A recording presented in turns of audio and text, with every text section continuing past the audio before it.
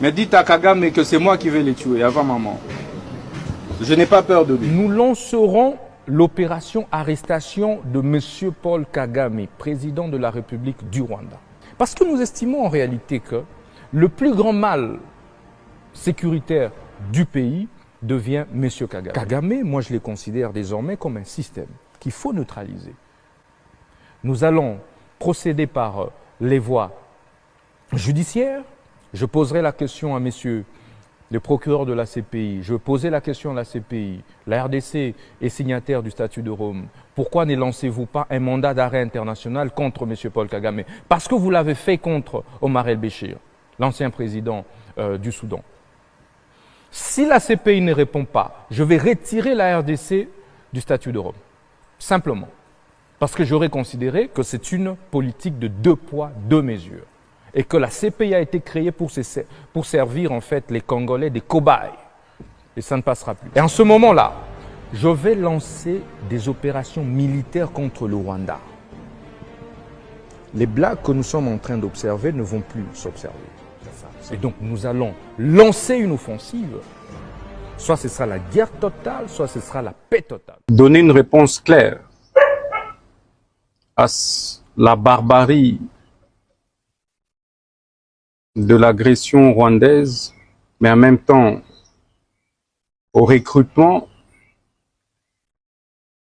et à l'infiltration du gouvernement rwandais au sein de la classe politique congolaise, nous avons proposé la mise en place du bloc des résistants nationalistes pour mobiliser, rassembler, fédérer tous ceux et celles de nos compatriotes, jeunes et vieux, étudiants, membres de la société civile, qui ont accepté de demeurer loyaux envers la République, qui ont refusé d'aliéner la souveraineté de la République. Donc la première, comme je l'ai dit, c'est rapidement au chef de l'État de fédérer toutes les forces. Qu'on ne le trompe pas en lui disant il y a une union sacrée qui a la majorité au Parlement, il y a l'opposition qui non. Il faut rassembler et dénicher très rapidement des intelligences et des hommes d'audace, des patriotes pour pouvoir accompagner rapidement les efforts de guerre qui sont déployés par nos frères RDC. Deuxième action, c'est la mise en moule. Il faut mettre en moule la machine judiciaire contre tous les compatriotes, d'abord complices suspects internes, qui n'ont pas encore été démasqués. Eh bien, ils sont là. Mettre en moule des actions pénales contre même ceux qui ont adhéré au M23, puisqu'ils sont congolais. Mais pourquoi est-ce que la justice congolaise n'arrive-t-elle pas à lancer de mandat d'arrêt international contre ces gens-là? En fait, un mandat d'arrêt international, c'est un avis de recherche en droit interne. Mais il faut ouvrir des actions judiciaires. Et que XY compatriotes qui a adhéré au mouvement terroriste se sentent concernés par une action qui a été ouverte. C'est-à-dire que quel que soit le moment et dans n'importe quel pays où se retrouverait et avec lequel la RDC serait en partenariat, en collaboration judiciaire, ben, il serait appréhendé.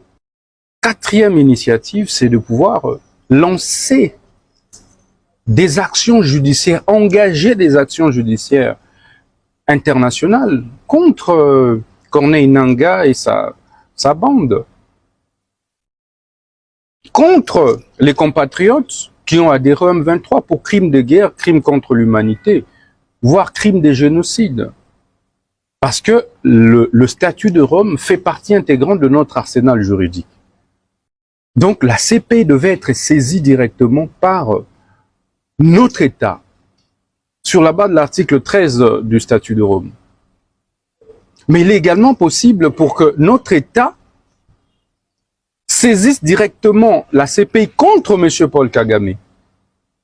C'est pourquoi vous vous rappellerez de ma première question écrite, quoique le débat se soit posé autour de la compétence du bureau d'âge. Mais lorsque l'État est en danger, on ne respecte pas certaines procédures.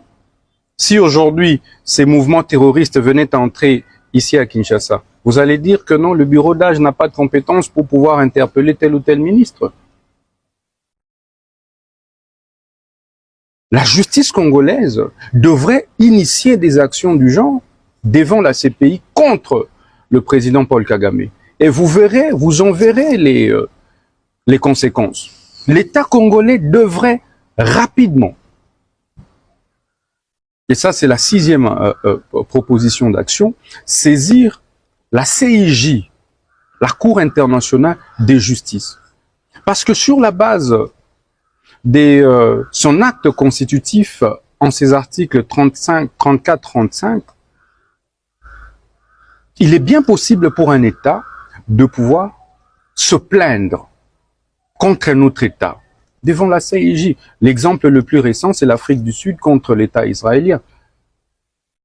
Pour les massacres, pour les crimes qui sont perpétrés dans la bande de Gaza. Pourquoi ne ferions-nous pas ça? C'est de moyens de pression au niveau international, pour en même temps soutenir les efforts de guerre de nos frères RDC et décourager pendant ce temps l'ennemi dans son élan des velléités expansionnistes, dans son élan des crimes.